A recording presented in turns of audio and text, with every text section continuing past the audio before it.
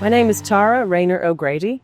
I'm a human rights defender, an independent human rights defender, and I'm from Dublin, Ireland.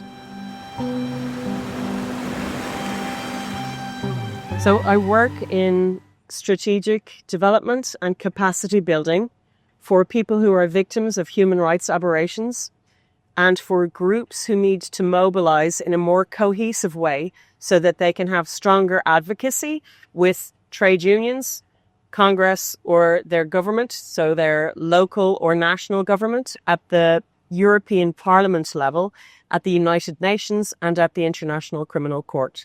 So I have worked in Brazil with the indigenous tribes in Brazil with regards to the Amazonias. I have worked with the Filipinos with regards to Duterte's arrest warrant at the International Criminal Court.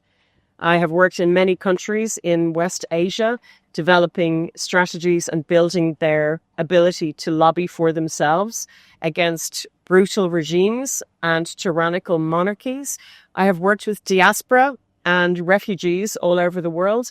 And I've also worked on some initiatives in my own country in Ireland with regards to the terrible aberrations against the rights of unmarried women, their children, and the situation with the Irish Catholic Church and the Roman Catholic Church in pedophilia and in the mother and baby homes, and the burying of many, many babies to keep them out of the way of the media. Well, the flotilla this time, I've been on 2 previous flotillas this year.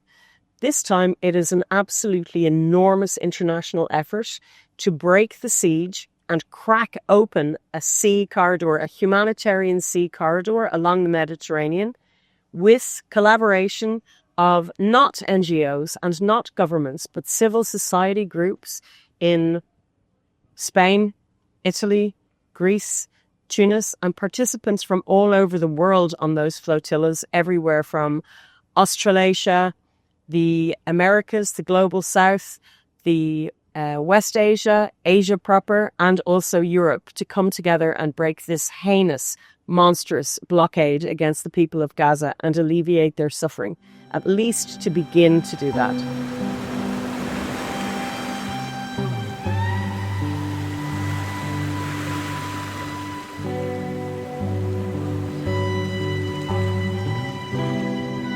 The Gazans, and indeed all of the Palestinians, are facing an existential crisis. There seems to be this absolute double standard of humanity, and we need to rehumanize each other around the world to understand that our heritage and our culture is at the root of who we are.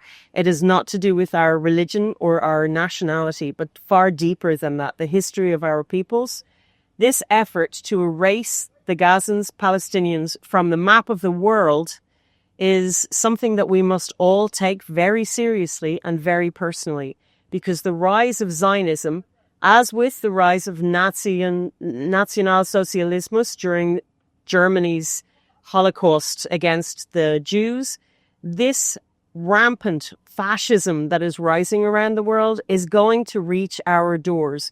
You can see it reflected every day when there are protests taken to the streets, or where there are trade union movements against docks or arms manufacturers and weapons plants.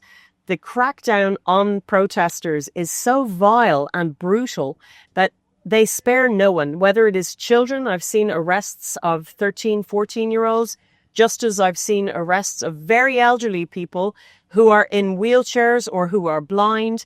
And this is something we're all facing. So we need to dig down deep into our humanity and pull out everything good in ourselves to rise to the challenge that we are facing with these monstrous entities.